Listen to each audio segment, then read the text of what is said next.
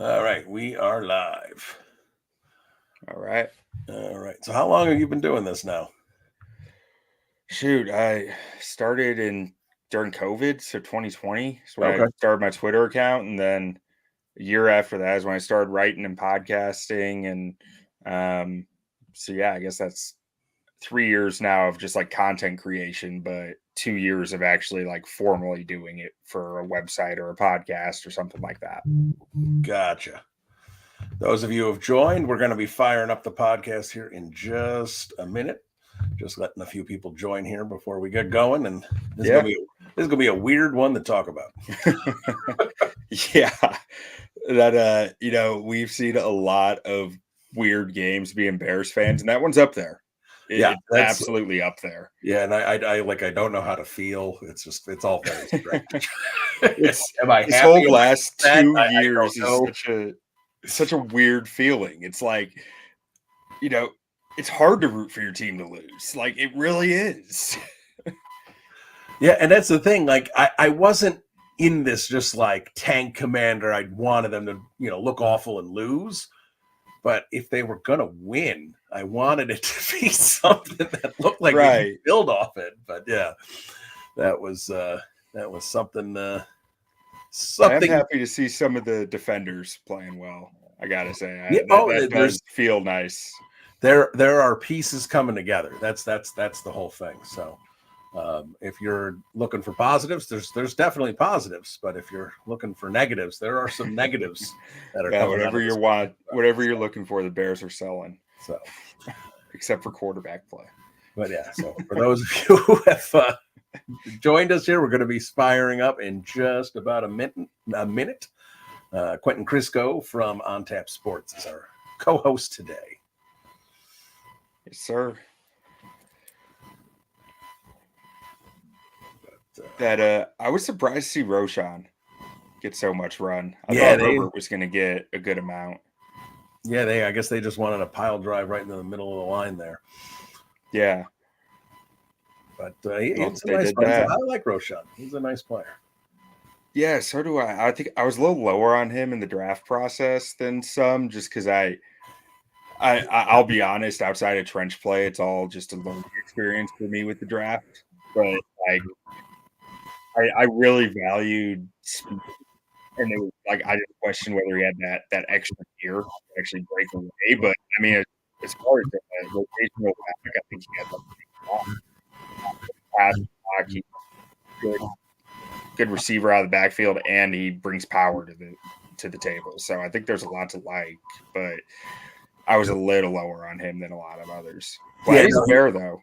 Yeah, no, he needs someone like Herbert in the backfield with him. That's important. But yeah, he can do a lot of different things. So, but now let's get ready to get this podcast started because we got plenty to talk about, and it is getting late.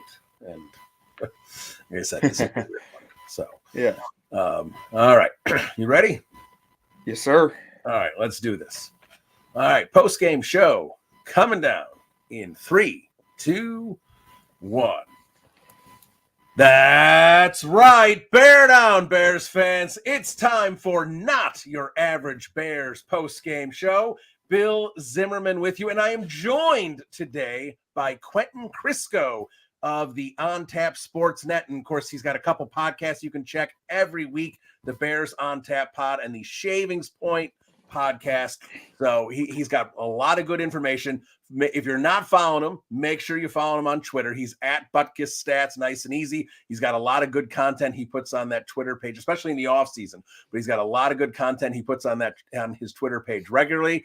And he joins me after an odd Bears victory, 12-10. Lots of positives, lots of negatives, and we're going to get into it. So, Quinten, how you feeling here on this Monday night? Weird. That was an experience. I mean, I thoroughly enjoyed watching that game, but it was rough too.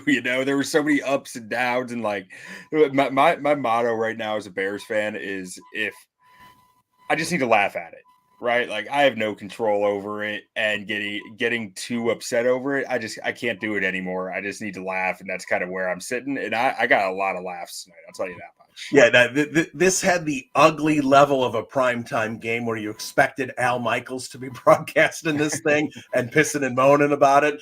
Buck and Aikman hung in there. They didn't complain too much, and some of the things they were even responding to, I was a little odd. Some of the things they were saying, but yeah, it was ugly. I think that the one thing everyone can agree upon about this game is that it was ugly, and it was ugly in a lot of different facets. Sure, there were some pretty plays here or there. The Vikings offense, the Bears defense played well. I don't want to knock that at all, but Josh Dobbs played a very poor game. We're going to use the old Cinderella expression. He turned back in. I think he's kind of been trending towards turning back into a pumpkin, but he officially turned back into a pumpkin tonight.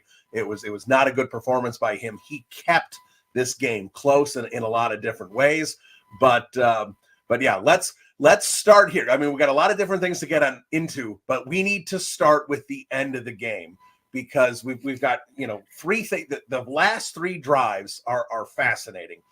And I'm going to throw the Vikings in the middle here because Justin Fields fumbling that ball on the run where you just sat there and went, well, that's it. Like, that's the end of Justin Fields, right? Like, you keep seeing everyone say, well, it doesn't matter how much better he's playing.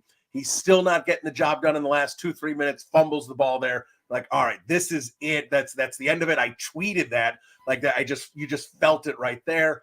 Then Kevin O'Connell goes super conservative, a shanked punt, and suddenly the door is back open. They, a completion, a few runs, and then a bullet to DJ Moore to set up the game-winning field goal. And Justin Fields finally gets that clutch drive at the end of the game. So kind of give me your thoughts and your emotions kind of going through this, because I had the door slammed shut after that fumble. Was surprised Kevin O'Connell let the door creak open and Justin Fields took advantage. Yeah, so we finally got to see Justin Fields in that moment, right? It's like you go back to like that week 2 in Tampa, and it was like he had a moment. He had to go drive, go get the win, and then it doesn't work out, right? You get the turnover, and that's been a trend that we've seen over and over and over. But there's always an excuse with it, right? There's always an excuse that you hate to make excuses, but there's a little part in your mind that's like, that did happen. Like, Getsy did call the same screen back-to-back plays and little things like that. Or like last week against Detroit, it was like they didn't take the timeouts. He only had 20 seconds. Can you really call that a failed game-winning drive? I don't know. Are our expectations Pat Mahomes level, or are they like, where are we sitting at? So the first time they got the ball back down, it was like, okay, 5 minutes. This is it. This is a real moment that we can evaluate him on, that we can watch him in a fourth quarter drive trailing and see how he does. And like I said, when that fumble happened, it was like just soul crushing. That's the phrase that keeps coming back to my mind of like, that's really it. It's really over. And I'm not a guy who's been sitting here pounding the table for Fields or anything, but like just that little bit of hope that I still had felt like it was gone. But then the defense comes through, and you do see him perform in that last minute drive, which is, it's a step. It's a step. I don't want to get overexcited. I don't want to get out over my skis on a field goal drive. Like, that's where I'm in Mitch Trubisky territory, right? That's where I'm like, oh, that field goal drive, that was clutch. He did that. But like, it's a step to getting some trust back, some hope back into his time as a Chicago Bear. And if I'm being completely frank, the Carolina Panthers did me a huge favor this year.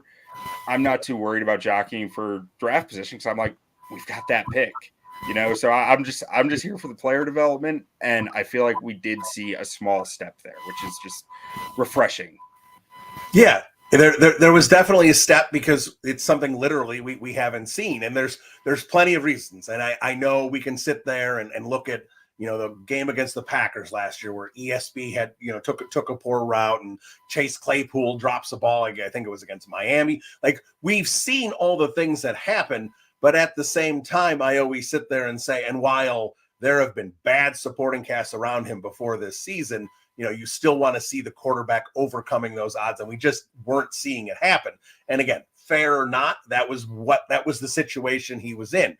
Now we see him, like you said, take a step forward tonight. And in terms of what in terms of the evaluation and seeing what he was going to do with the ball in his hands at the end of the game, we had like a crushing blow, but then followed that up with even a higher high.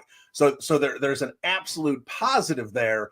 But at the same time, Justin Fields' overall performance, it's really hard to evaluate this overall performance from him for a multitude of reasons. First, I love the way he came out of the gate, the way he was playing on that first drive, and whether it was, and it's hard to see originally, it didn't seem like there were a lot of opportunities for him, the way the game was called, to throw the ball down the field, but they certainly wanted to keep it short. It felt in a lot of ways like a Tyson Bagent game plan where we're just going to zip it out in 1 or 2 seconds. Let's avoid the Flores blitz and just get the ball out. Seemed to be the game plan. A lot of screens, we'll get into Getsy more here as in the next few minutes. But like I said, what the way Getsy called this game, it really gave a challenge to just sit there and watch Justin Fields and go, is this a game that we're going to, in terms of the full body of work, we're going to tally that up and put it with Detroit and Denver and Washington, or is this one where it's kind of in between? Like I said, this was a weird game. It's a tough evaluation, especially on first look and not seeing the all 22 and what was going on further down the field. But in terms of not just that final drive, but the overall performance, how did you feel Justin played? It's a weird spot again because it was better than the last Vikings game. Oh, for sure, right? Absolutely. I mean, the game plan was, it's tough anytime you're only throwing beyond 10 yards 5 times. And like I looked through the next gen chart and it was like there were 33 charted passes in there of his 37. I guess the other 4 were probably throwaways, but of those only 5 were 10 yards beyond the line of scrimmage, which is just, and 16 were behind the line of scrimmage. That's half of his passes were behind the line of scrimmage with a quarterback who, the story on him has always been struggles with the short stuff, the behind the line of scrimmage stuff, but kills it on the deep stuff. And, I do understand against a blitzing front, you can't be going as aggressive downfield as often, but considering that stuff has been his weakness, what he's historically struggled with, I do think it's a little bit promising that we saw him executing short game and behind the line of scrimmage stuff consistently all night long. Now, granted, the other aspect that you do kind of worry about with him is the downfield reads, especially against the more complex zone coverages. We didn't see any of that tonight, right? And because they didn't try, they just said we're just putting that on the shelf and we're going to do this because we think this will win us the game. But so on the Fields front, how do I feel? It's conflicted. It's part of me says there's good in there. Part of me says, but they didn't do anything. I mean, it's like I'm trying to read Chinese and I don't know any Chinese. That's how I feel about it, if that makes sense. Yeah, it absolutely does. And that's kind of, like I said, like it's a weird evaluation, like especially not seeing if he missed opportunities where maybe they were there because he was just getting it out quick. And that's the thing. This was absolutely the game plan, but were there opportunities that Getsy worked in there that Fields didn't execute? I hate to say that because that's an Eberflus and a Getsy thing. Oh, the players didn't execute. It drives me nuts. But was that there? We don't know. We can't talk about that right now. But the game plan was definitely the short, quick game. We just don't know if there were supposed to be more downfield shots. It certainly didn't feel like it. It didn't feel like it. And I guess that's an opportunity to kind of talk about Luke Getsy here. And I mean, there must have been 20 screens called. I have no idea how many there were. It felt like it was happening every play. It was a lot of predictability. There wasn't a lot of creativity. It was, like even decisions in the first half. Like, all right, we're going to go for it on 4th and 10. I'm sitting there with my jaw agape watching it. They convert the 4th and 10, then settle for the field goal. I mean, you're going to play aggressive and then just still settle for 3. Just a lot of odd decisions. It's again this coaching staff for me just continues to leave a lot desired. Eberflus as a defensive coordinator is really coming into his own with this personnel. I think I don't like giving Pat Eberflus a lot of credit, but as a defensive coordinator, he's definitely coming together with this group. But as a head coach, there's a lot to be desired there. And Luke Getsy as an offensive coordinator continues to just struggle in my mind and not really take advantage of everything that this offense could potentially be. Yeah, I mean, so to your point with like what the game plan actually was, I mean, it felt like, and I want to believe that it was a lot of predetermined reads, like right off the bat, just ball quarterback gets the ball straight, like I know where I'm going with it off my pre-snap read, because that's what the game plan is. That's what we practiced all week, and that's what we're doing. But man, it's bizarre how little they use the middle of the field. Oh, it was definitely a plan to not throw it over the middle. Absolutely. Yeah, I agree. And it's insane to me when you're talking about this aggressive of a front, and Brian Flores knows exactly how he wants to attack Fields. He's going to send bodies and bodies and bodies at him, and to not have hot routes going back towards the middle of the field where those bodies are coming from. Right. Those bodies aren't coming from the sidelines; they're coming from the middle of the field. You attack the vacant space, and I don't understand why it's such a issue. Like, I don't feel like Fields is inaccurate to the middle of the field. I know he's hesitant to throw there, but you got to think that he can figure it out if it's there, right? But they're refusing to even try, and it's perplexing to me because you have DJ Moore who can take a slant 60 yards, especially when you're then 7 guys at the quarterback. DJ Moore only has to make 4 guys miss. That seems easy to me, easy math, but it's beyond me. I can't understand their lack of willingness to try to attack the middle of the field against those blitzes. Slants are definitely not something that Luke Getsy likes to call. I don't know exactly what the route trees are and what the percentages are of what players have been asked, but it is definitely a screen over slant in terms of, getting the ball out quick. That is not something that Getsy likes to utilize. You always hear about not being able to blitz great quarterbacks because they know exactly where to put the ball in the middle of the field. Like you said, attack the open space. And to me, and I'm not saying Justin Fields is there yet as a quarterback. He's not. And we know that. But again, it's this same thing we talk about of not understanding the assignment. And I understand Getsy and Eberflus's job is to win the football game. And they did that today. As ugly as it was, 12-10, they came out with the victory. But the number one thing, not 7 wins versus 5 wins or whatever it was, unless, Justin Fields broke out in an incredible way and led him to 11 or 12 wins. The number one assignment here was to get an evaluation of Justin Fields and know 100% if he was the guy. And then when you have this game plan of just saying, we're not going to let Justin try and attack the space, the vacating space of the defender from the blitz. We're just going to, spit the ball out to the sidelines for a 1-yard loss. And then you break a tackle and it's a 4-yard gain and you're constantly in 3rd and 6, 3rd and 8. Like I said, it's tough to evaluate Justin Fields here because of the game plan. And again, it just comes back to what is Luke Getsy doing? I don't think he trusts Justin Fields. I feel like he trusts Tyson Bagent more than Justin Fields based on what I saw him allow Tyson Bagent to do against the Saints, him allowing him to, throw the ball to Darnell Mooney against Carolina to ice that game. And then we saw in Detroit last week where it was conservative runs up the middle, not letting Justin Fields, try and perform. And to me, again, these are the moments we need to know if Justin Fields can elevate his game and elevate the offense and score points. And Luke Getsy continues to go conservative, screen short, all this stuff. And overall, we don't see the game we need to see from Justin Fields. And a lot of it is due to handcuffing with the offensive game plan.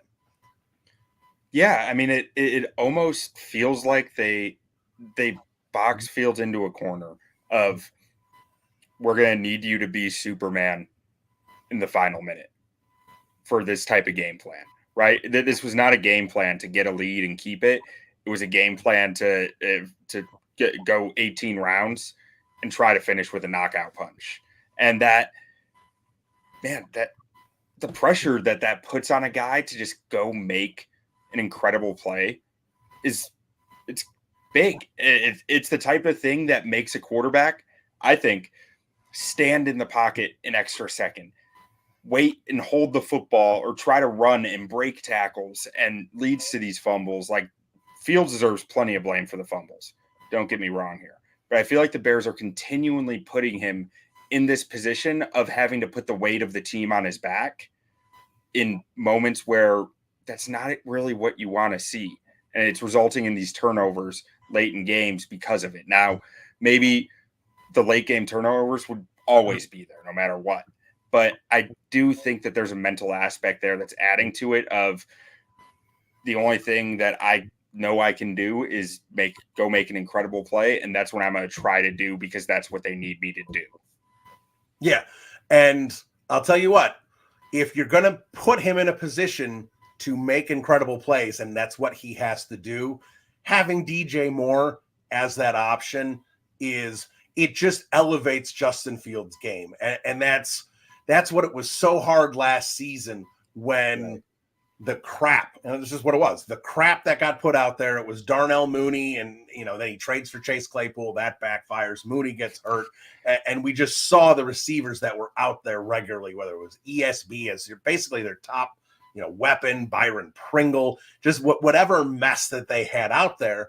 And you sit there and go, you can't trust this group as a quarterback. That's why he ended up always throwing it to Colt Kmet last season. So to give him an option like DJ Moore, that it was frustrating early in the season with the Packers and the Bucs games where you're just like, well, what are you doing? You have this weapon and you're just treating it like he's Tyler Scott. And finally, I think Moore had like 12 or 13 targets today. Like he was constantly getting the ball, even on the screens where sometimes they were doomed to fail before Moore even had the ball. There was still a couple times he slips past the defender and turns a screen into a 8, 10, 12, 14-yard gain.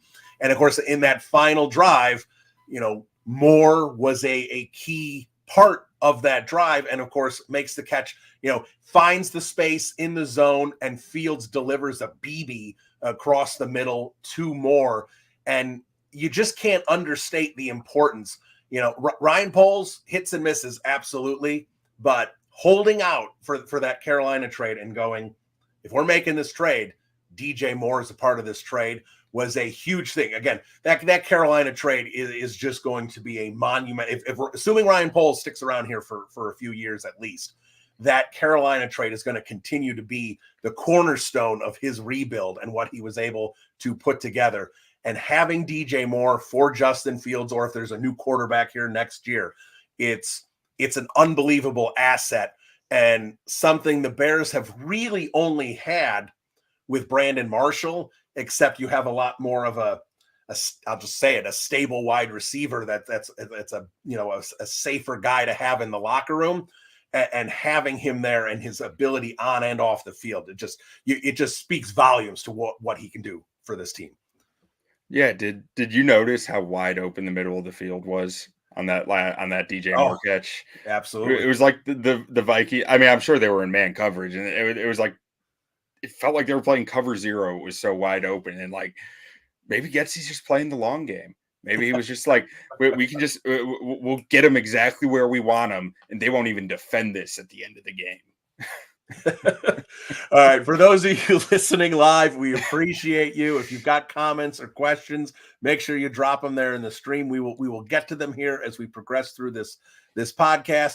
But Q, I want to switch over to the defensive side of the ball, because I think we need to talk about Josh Dobbs a little bit, but let's focus on the Bears side of the ball here, because defensively, this team played well. No Tyreek Stevenson. I think Terrell Smith, couple issues, but overall, I think he had a really nice game. I mean, you can't expect more from a 5th-round rookie as far as I'm concerned. Right. You saw a lot of the potential he has to be a part of this secondary moving forward. Obviously 4 turnovers forced is outstanding, pressure on Dobbs. It happened. I don't know what the exact numbers are, but they were getting in the backfield. Montez Sweat made an impact. Javon Dexter made an impact. This is a defense that is really coming together now that a lot of these pieces, they're not, it's not complete. The defense still needs some help. And I'm still pretty sure that they're going to be replacing Eddie Jackson after this season. I'm not sure what route they're going to go there, but feels hard pressed that he's going to be there with that salary in 2024.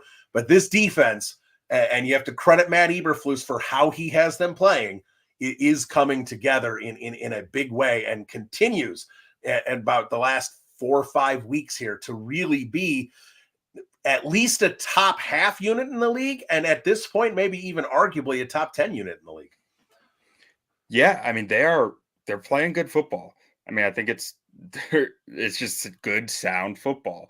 There's not a whole lot they're doing, I think, schematically that's that different or that creative, but they're just going out and kind of just kicking butt. It feels like their linebackers are hitting hard. It's really like, leather helmet, like rah football stuff. It feels like, which Matt Eberflus is probably all about. But I think it all starts with the D line. Like getting Montez Sweat has been such a huge addition to this line, and their ability to use the attention that Sweat gets to be able to get Dexter one-on-ones, I think has been really big for this unit, let alone like Billings too. But I don't think Billings is getting any one-on-ones. He's just too big for that.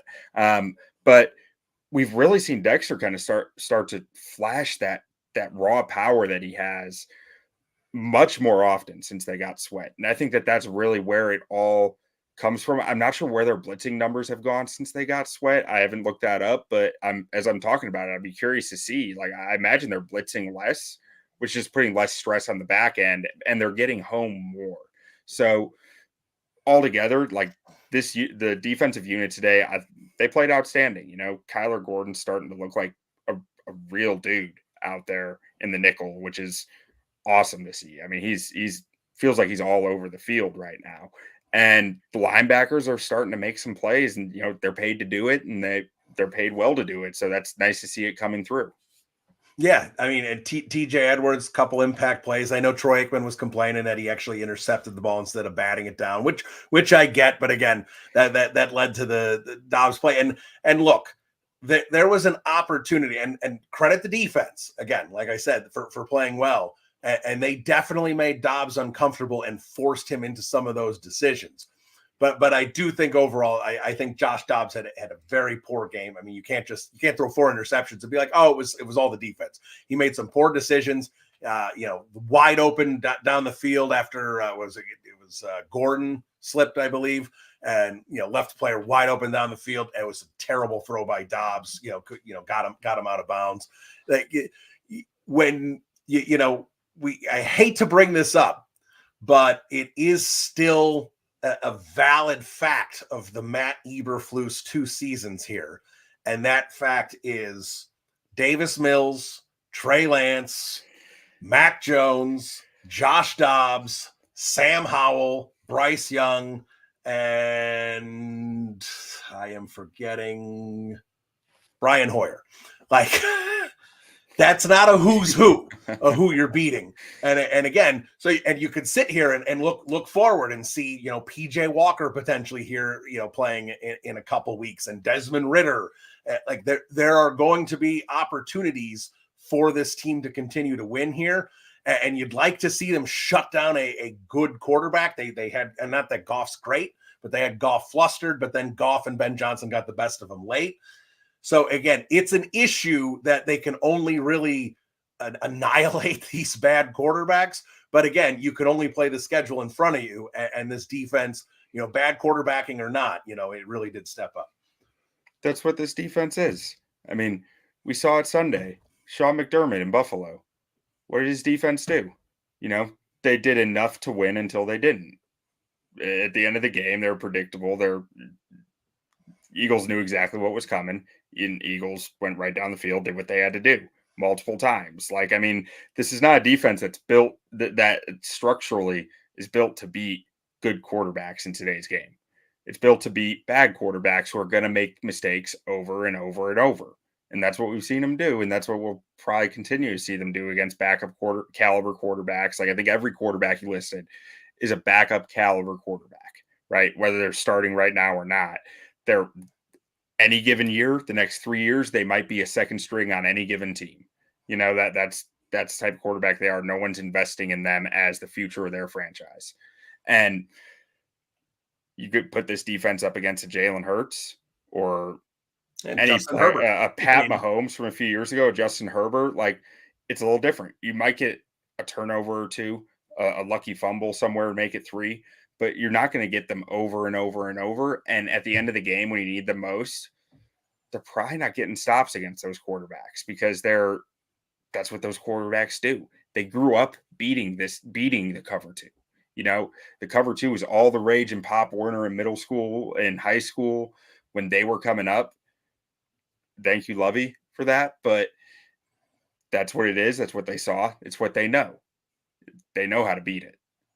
Yeah, absolutely. And that's where you see Russell Wilson come back with a big second half, where you see the defense turning the corner, but Justin Herbert still lights them up. You know, Derek Carr plays, decently, even though he's not even the same guy. I mean, the Bears are fortunate that they don't have a lot of great quarterbacks on their schedule this year.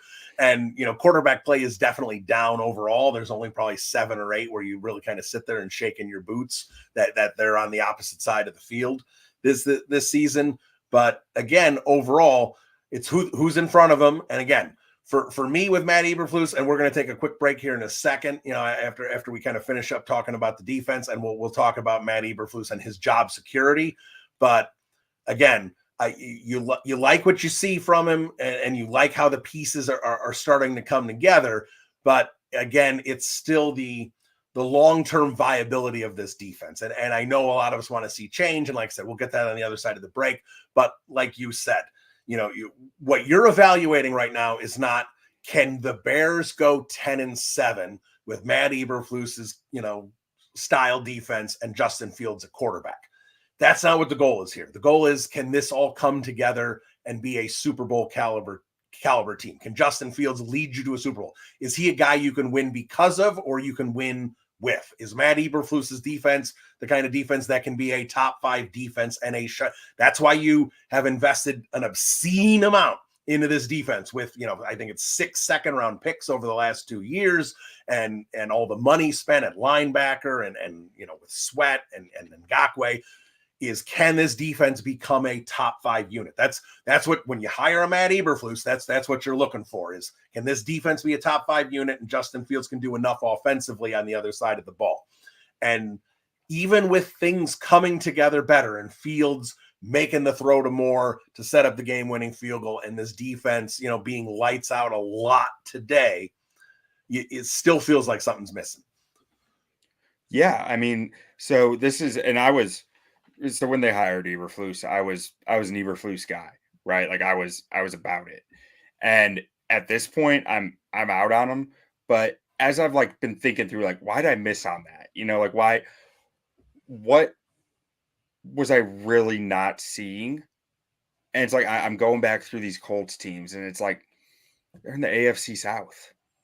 Those top 10 defenses that he had there, they're going up against the Jaguars, the Texans, who had quarterback issues constantly, the Titans were good. But when you're seeing the Jaguars and the Texans in the state that they were at that time, especially offensively, twice a year, I think that boosts your defense quite a bit and helps you out and helps you find the playoffs. And, you look at those Indy teams too, they were 10-7 caliber teams who couldn't win in the playoffs. And I don't think that those defenses stood up to the best quarterbacks in the league the same way.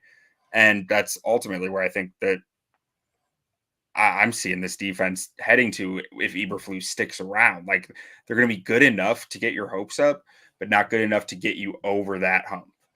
Yeah, I think that's a good way to put it. So he is Quinten Krzysko. I am Bill Zimmerman. This is Not Your Average Bears post-game show. We'll be right back after this quick break. Stick around. All right, welcome back into the podcast. Again, we are talking about a Bears victory, a juggernaut of a game, 12-10 over the Minnesota Vikings. The Bears win on a game-winning field goal off a Justin Fields clutch throw to DJ Moore. And Q, we were just talking about it before the break, kind of getting into Matt Eberflus.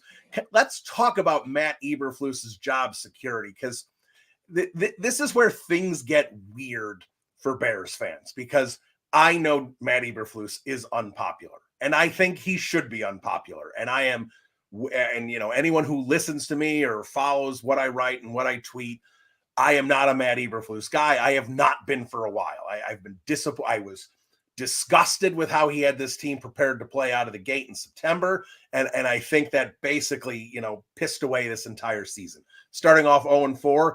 And now you sit here and look, the team is actually 4-4 in their last 8 games, which for a team, that was basically what this team was supposed to be, right?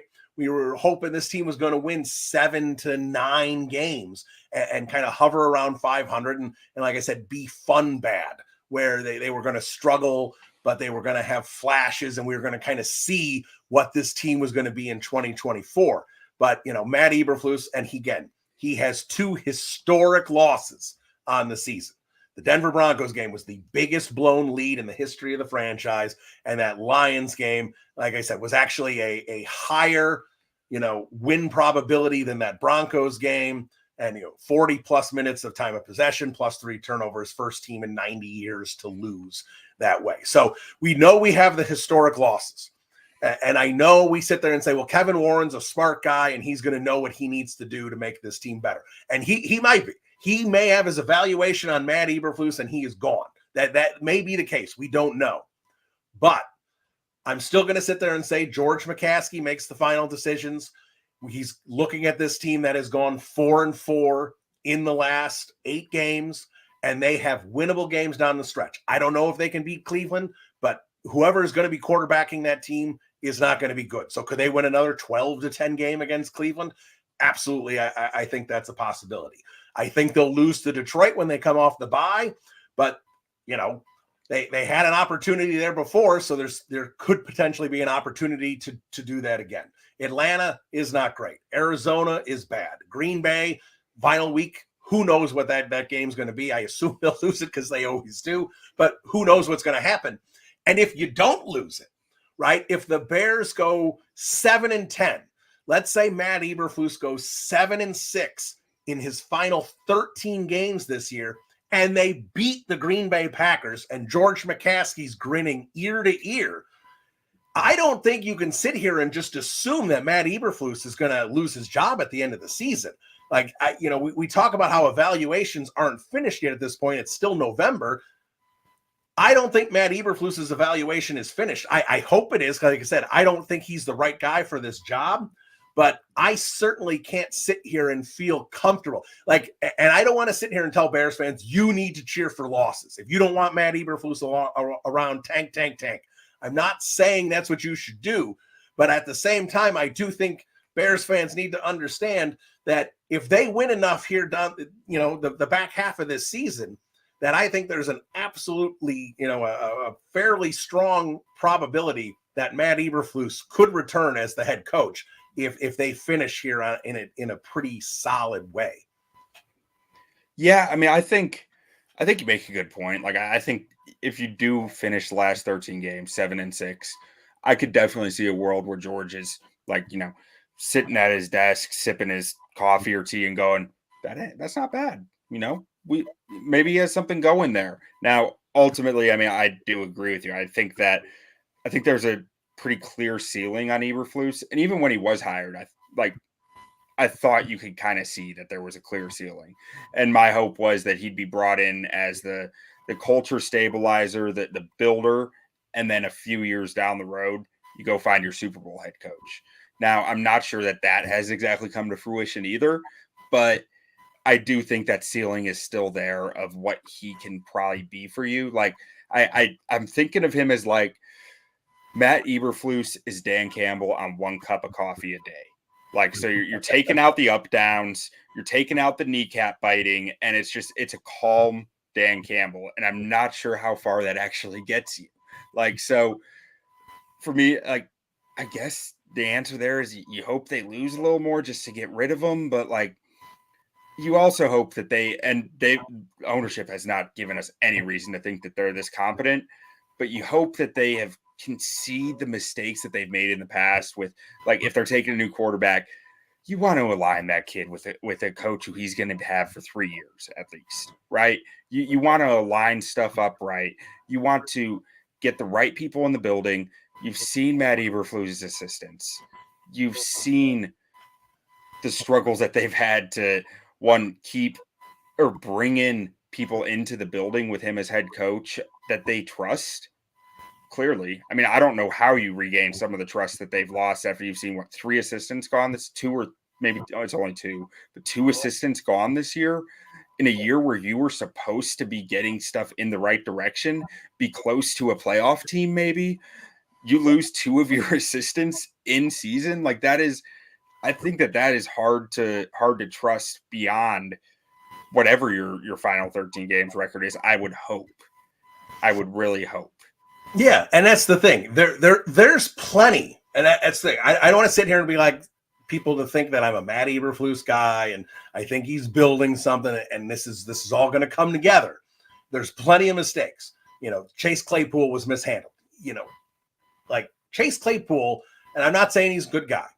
I understand he was a problem here, but and I understand the Bears were losing a lot, and that certainly doesn't help his attitude. Chase Claypool is playing special teams in Miami. I mean, he's quiet, and again, winning games, that's certainly going to help. But there was certainly a disrespect of the way Chase Claypool saw that. And I'm not taking Chase Claypool's side. He was a problem, and that absolutely needed to happen. But again, that wasn't handled well. And Eberflus didn't handle it well at the podium and left, questions about all that. And we've seen the poor coaching decisions and the conservative play calling.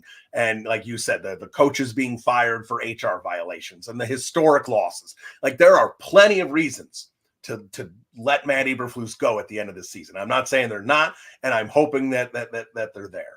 But again, the bottom line here is wins. And if this team is winning and feeling like it goes in the right direction, like if you told me at the beginning of the year that the Chicago Bears would go 7-10, and I understand they can go 5-12. This can absolutely, I'm not just assuming this team's going to keep winning games, but what, I'm looking at a team here who has played better. The games are competitive and close these last few weeks. So I'm going to assume that's going to continue to happen and that they're going to win at least a couple more games here down the stretch. That's the way I see it right now. But if you told me at the beginning of the year that the Bears were going to go 7-10, I mean, I said that they were going to go 8-9. If you told me they went 7-10 and that these certain things happened and the defense played like, top, 10 DVOA over the back half of the season, all this stuff that may happen if they continue to play like this, I'd sit there and be like, okay, they're in the right direction. Now, if you actually watch it all play out, then you're going to sit there and go, oh no, there's a lot of issues here. But at the same time, what I'm concerned about, and you mentioned it, and we talked about that they have an opportunity to align everything and do it the right way. And that we just haven't seen it, where, Phil Emery was told that he had to keep Lovie Smith and he didn't want to do it. And that caused a problem. And then, we come in here with, John Fox not even knowing that Mitch Trubisky was going to be drafted. And then Fox is fired and Matt Nagy comes in and he didn't want Mitch. Both inheriting Cutler. Yeah. You have the Cutler thing. And then again, Matt Nagy inherits Mitch Trubisky. That doesn't work out. Then, even though they shouldn't have been there, Matt Nagy and Ryan Pace get to keep Justin Fields. And then that doesn't work out. And if Justin Fields is still here, or you have an opportunity and you decide to take Caleb Williams or Drake May, and you've kept Matt Eberflus, maybe you've changed offensive coordinator, maybe you haven't. And then the Chicago Bears regress with their rookie QB and go 4-13, and Matt Eberflus gets fired. And then we're sitting here with a rookie quarterback again, getting a new offense, a new coach, and the mess continues. So that's been the big thing for me, is the opportunity for alignment. And I sincerely hope the Chicago Bears have learned their lesson and that Kevin Warren understands this. And, because, and we'll talk about that selection here in a second. There is an opportunity to do things the right way in Chicago that literally has never been done.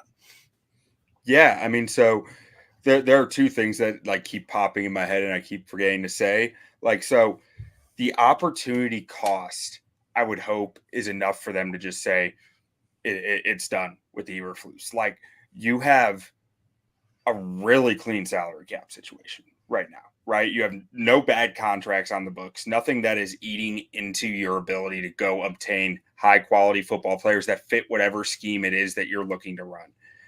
On top of that, 2 top 5 picks as of this moment. Like, the Bears are still slated at number 4, I believe, and the Panthers pick obviously sitting at number 1. You are right now, you are a head coach's dream. They're not inheriting a quarterback, 2 top 5 picks, all the cap space in the world, no real diva talent that you're dealing with on this roster that you have to work around their contract because they're stuck there. Like, you are going to have, I personally think that you could have a line outside Hallis Hall of head coaches looking to interview for you, of quality head coaches. Because obviously, if they just open it up, I'd be in line. Like, but that doesn't matter because you're going to get good quality coaches wanting to come be coach of the Chicago Bears, and the opportunity cost of keeping Eberflus it's huge in my mind. And then also on the Eberflus defensive front, I said good quarterbacks beat it, but I think that might be being a little too nice, because you reminded me of Jared Goff and Russell Wilson, who their numbers are really nice right now. And Goff is probably closer to good than Wilson, but capable quarterbacks can beat this defense late in games. Yeah, no, that's a good way to put it. And again, like, and I don't remember who the receiver was, but I still I can watch that Russell Wilson play where he just launched it down to midfield, and because he just, hey, that's cover 2. I know how to beat that. I've done that, for 15 years. So yeah, again, that continues to be, something that, like you said, it puts a ceiling on this defense because of the, basically the antiquated style that they play. Now, when getting back to, like you said, how this can align for 2024, and again, we want to sit there. I'm not saying that Justin Fields is 100% gone. And if the Bears do have the number 1 pick, you absolutely can have a lot of fun with the thought of trading back again and the kind of haul that you could get for trading back. It's a lot of fun. And to just imagine the amount of pieces and the amount of first-round picks just coming out your ears. Like, there's a lot of positivity for trading back. But I mean, we're at a point here with the Carolina Panthers that it is pretty close to a virtual lock that this is going to be a top 2 pick. It may be the number 1 pick. I mean, with strength of schedule being the tiebreaker, they have the strength of schedule tiebreak against basically every other team except the Bears. And now the Bears are winning enough games that they're not really in the mix. So you're at a point for the Carolina Panthers to not pick in the top 2. What needs to happen is that the Patriots and the Cardinals need to lose out, and the Panthers need to win 2 games. This is a 1-10 team, whatever they are. They need to go 2-4 down the stretch. 3-3 seems like a virtual impossibility with how bad this team is playing. They fired Frank Reich. It's a David Tepper screaming obscenities in the locker room afterwards. The Panthers are a complete dumpster fire. 2-4 seems like the absolute ceiling. And if they don't go 2-4, if they go 1-5 or 0-6 down the stretch, that's it. The Bears have the number 1 pick. And then I sit there and I go back to everything. And while, like I said, the trade down and the possibilities of the haul are fun, you still sit there. And I go back to what Ryan Poles said last year. We need to be blown away by a prospect to move on from Justin Fields. He is going to, if they have the number 1 pick, I believe it's probably going to be Caleb Williams. Maybe it's a curveball and they take Drake May, but I believe there will be a press conference in April where Ryan Poles says, we were blown away by blank and we needed to move on from Justin Fields. I just can't see them having the number 1 pick, and Fields, like I said, there's still a quiet. We're in December now because we're hitting the bye, and then we're going to be whatever, December 10th, 12th, whatever the next game is. We're at a point where we're that late in the season and we still don't know Justin Fields, right? We don't have the answer, and not having the answer this late in the season in a way is kind of the answer. So that's where I kind of sit there and say, if they have the number one pick, and again, and I say it all the time, I'm a Fields guy. I love Justin Fields. I love that he threw the BB to DJ Moore, and he got that where he can just feel good about himself. But I just can't see this organization and the way Ryan Poles has been running things to have the number one pick with Caleb Williams and Drake May available, who are both better prospects than Bryce Young and CJ Stroud were. And the fact that you've passed now on CJ Stroud, who looks like he's clutch and really good. And if you pass on Williams and May for Fields, and Fields is pretty good, right? Fields is the top 15, 16 quarterback, maybe top 12, 13 quarterback. And you've passed on 2 or 3 now top 5, top 10 quarterbacks in the league. That's how you lose your job.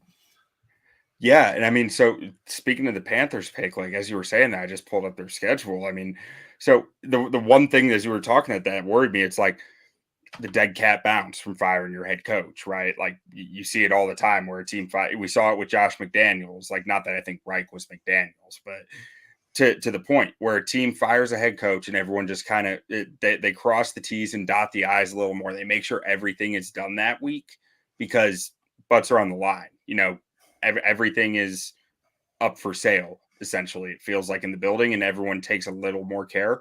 But they have the Bucs in Tampa this weekend. I like that a lot because the Bucs just got embarrassed. So the Bucs are going to be doing the same things because after you get embarrassed, it's a very similar atmosphere, I would think. And then they got the Saints in New Orleans after that, before the Falcons. Like, so 3 division games in a tight division race that the Panthers are not a part of. I like the odds of them losing those games. And then by then you got the Packers, but you're at the end of the season. You know, you're in the last 3 weeks. Guys are already making plans for their off season for next year. Like, this stuff is kind of done. So I really like their odds of that number one pick. I think that looks very strong. Yeah, absolutely. I mean, it's I'll be curious what the odds, after another week, if they lose again. I mean, those odds, they just keep jumping higher and higher. I mean, they're up in the 70%, 75% range that it's gonna finish that high. So again, if you're listening live, we appreciate you. If you've got any questions or comments, drop them in here. We're gonna wrap up this podcast in a few minutes, but let's get to some of these comments here. Let's start with Jay Haggerty, who says this game was terrible, should have scored 30. It's time to move on from Getsy, too many screens, and JF won 35 turnovers in 35 games, not the QB for the future of the Bears. So, Jay, I'm going to say absolutely Luke Getsy. I continue to have problems with how he calls a game. I'm not going to sit there and argue it. And again, I think Justin Fields, like I just said, the fact that we don't have a definitive answer is, a knock in the negative column for Justin at this point in the season. But again, here's the one thing I will say about Justin Fields and my evaluation of how I'm evaluating him right now. And if you want to say that's stupid and I shouldn't do it this way, that's fine. But I'm going to do it either way. Going into this season, I threw out 2021 and 2022. I didn't care that, the turnovers and how he had played. I thought there were a lot of reasons why he needed some help and development. It wasn't there. He had to learn 3 offenses in 3 years. When you think about, Ohio State, then going into, the Nagy offense and then the Getsy offense and the terrible weapons he had, last year. There were so many reasons for Fields to struggle. And I wanted to evaluate this season. And then he came out of the gate sloppy and poor. And again, some of that was Getsy, whatever. So I'm actually throwing away the first 2 seasons and the first 3 games of the year. Maybe that is too much, and you sit there and go, you can't do that. That's part of Justin Fields' body of work. But I feel like this Justin Fields quarterback that we're seeing is the quarterback that started in the Denver Broncos game moving forward. He's not perfect. He had a bad game against the Vikings. He was injured. That injury is part of that assessment because now he has missed multiple games in all 3 seasons. That absolutely is part of your evaluation process. But to me, Q, I look at this as what has Justin Fields done from the Broncos game moving forward and moving forward the rest of the season. If I'm evaluating Fields as a quarterback, and again, I almost think part of it at this point doesn't matter because of that number 1 pick. But if I'm evaluating him, I don't care about what he did against the Minnesota Vikings in 2022. No, I mean, I'm with you on the first 2 years kind of being out the window, and I think by year three, it's kind of, if you're not showing it, you're not showing it, is kind of where I sit with it. And I mean, I just pose this question: if you were seeking to destroy a talented young quarterback, what would you do differently than the Bears did in Fields' first 2 years? Yeah, I mean, they pretty much checked all the boxes Yeah, to do that. yeah. I mean, I think he Bad was. offensive line, bad weapons, changing I've coaches. said I mean, I've I've said over and over on other podcasts, I thoroughly believe the Bears have failed Justin Fields much more than Justin Fields has failed the Bears. But a failure is a failure. And I think that's where we're kind of sitting. I hope I'm wrong. I would love to be wrong because especially because I'd love to have 2 top 5 picks that I'm not having to spend on a quarterback. But I think that's where we're at. yeah, I think so too. Let's move on to this one from Scott C. from Iowa. Things we learned tonight: broken helmets will get you a taunting penalty. This defense is improving, and how Jenkins goes, the offense goes. I wanted to make sure I got to this comment because while it didn't matter in the end of the game, I have to sit there and go, I'm going to bring up two things about the officiating here. I don't understand what they saw with that Kyler Gordon play. Maybe there was something that happened where the cameras didn't catch it, but Kyler Gordon is blocking after an interception out of bounds. The Vikings player is got a hold of his face mask, basically rips it off the helmet, and Kyler Gordon takes it off because his helmet is broken. Not only does he get, the penalty, he gets taunting as well. I'm sitting here going, what are the officials looking at? And Aikman and Buck didn't do anything about it. How they can't sit there and say, what are the officials even seeing here? But again, they let it go.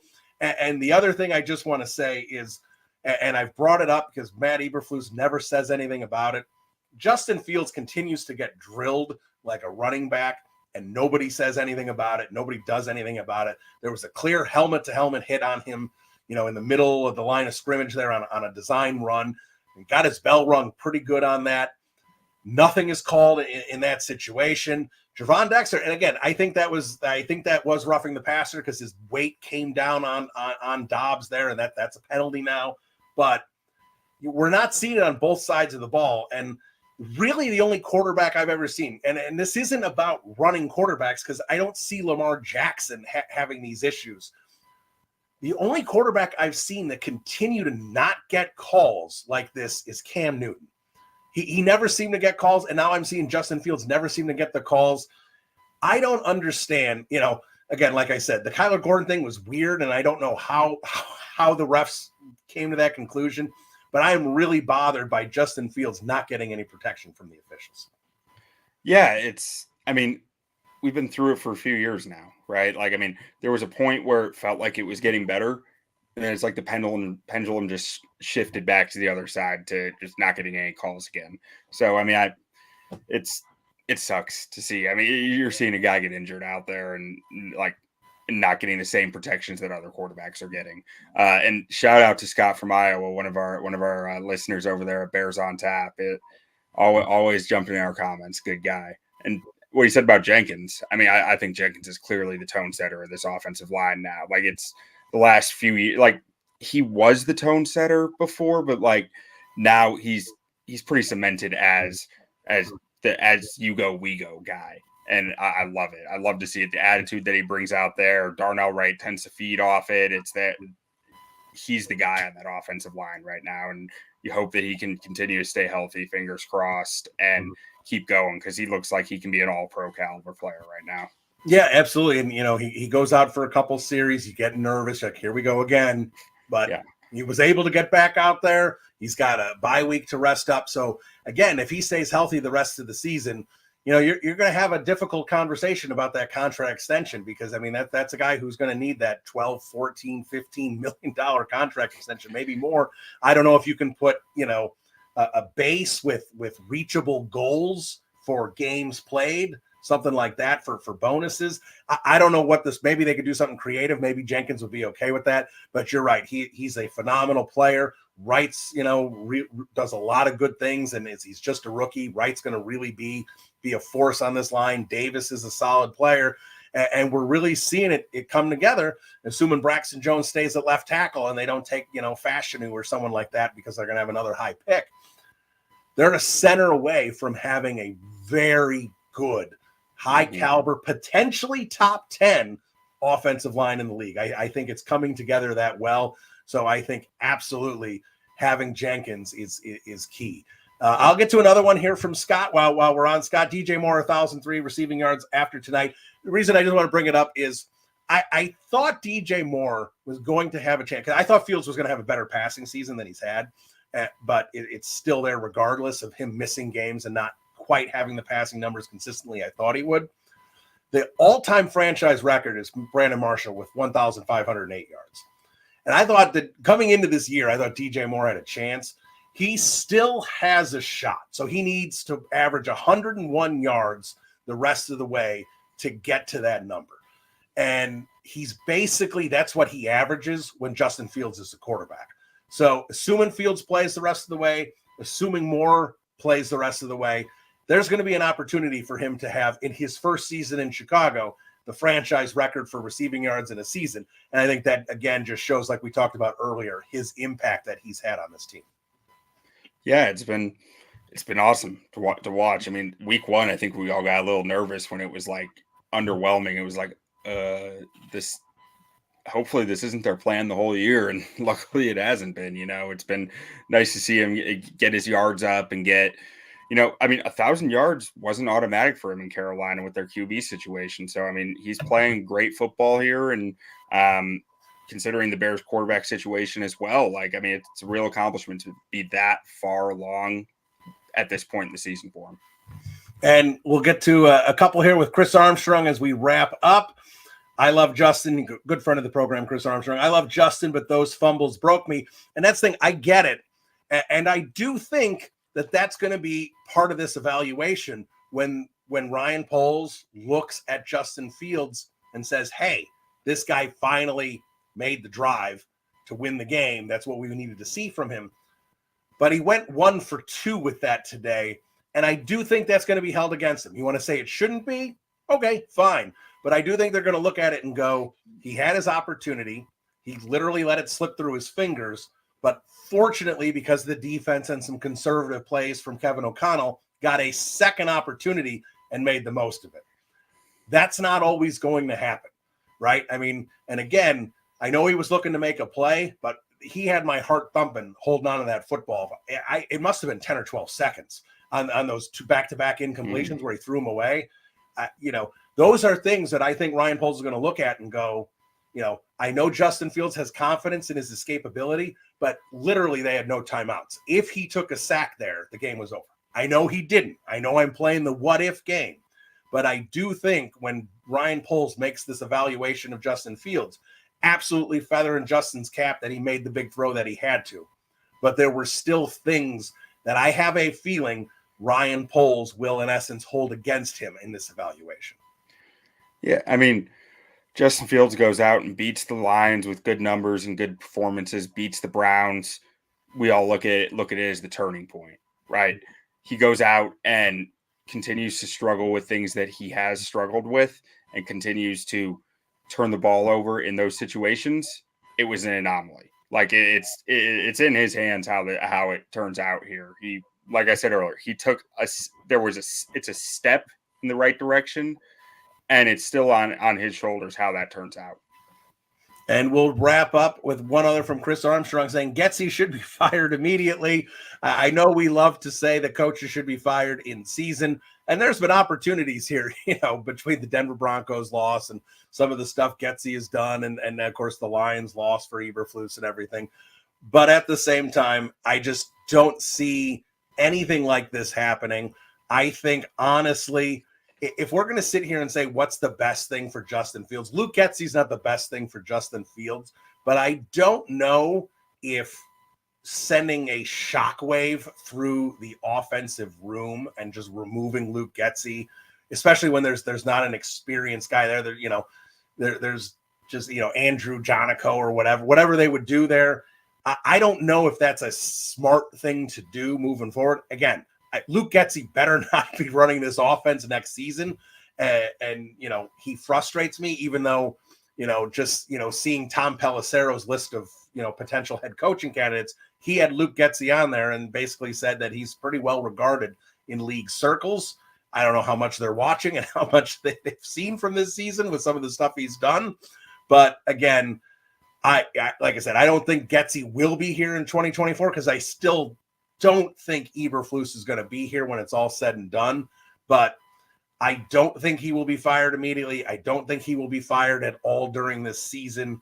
And while, again, like I said, I don't like him, I do think it could be actually more harmful than good to kind of send a shockwave like that through the offense and kind of, have them recalibrate this late in the season. Yeah, I mean, and you're talking about a staff that's already down 2 coaches. And it's not like the Bears have a giant football staff. They're probably around average for the league. So taking away 2 guys just puts that much more work on everyone else's shoulders. So if you're going to do that with another one of your coordinators, it would have to be for quite a bit of cause outside of just what's happening on the field, I would think. Yeah, absolutely. So again, that is Quinten Krzysko. You can follow him on Twitter/X at ButkusStats. And of course, you can read him on Tap Sportsnet and listen to him /watch him on the Bears on Tap podcast and the Shaving Points podcast. Again, a victory, sort of, as the Bears beat the Vikings 12-10 on Monday Night Football. Q, thanks for joining me here. That was a lot of fun.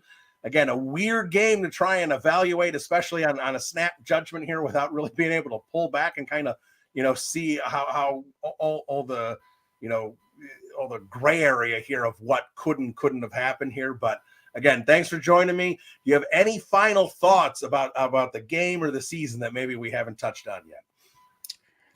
Well, just thanks for having me on, I want to say, first of all. But final thoughts, I mean, as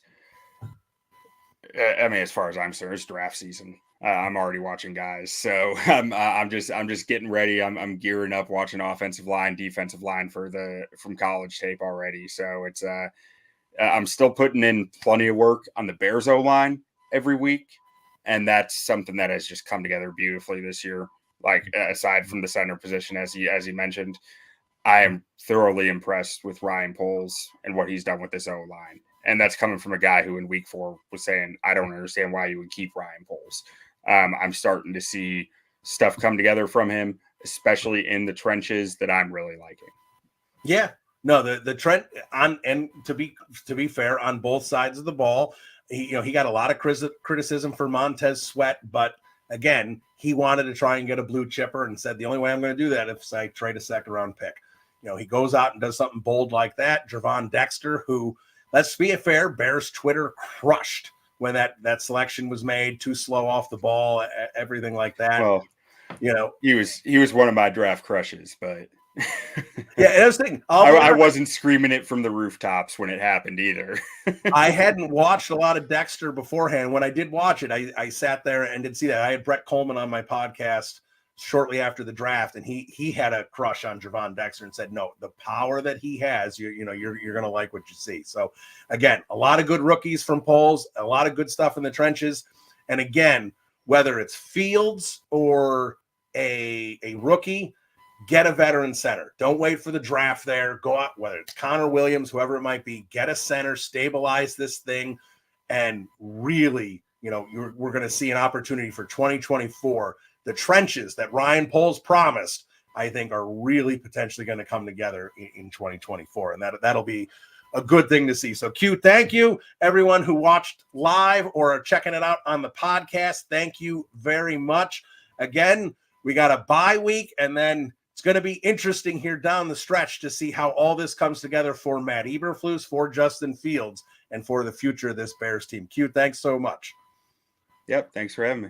All right, bear down, everybody. We'll talk to you again soon. We'll talk. Adios.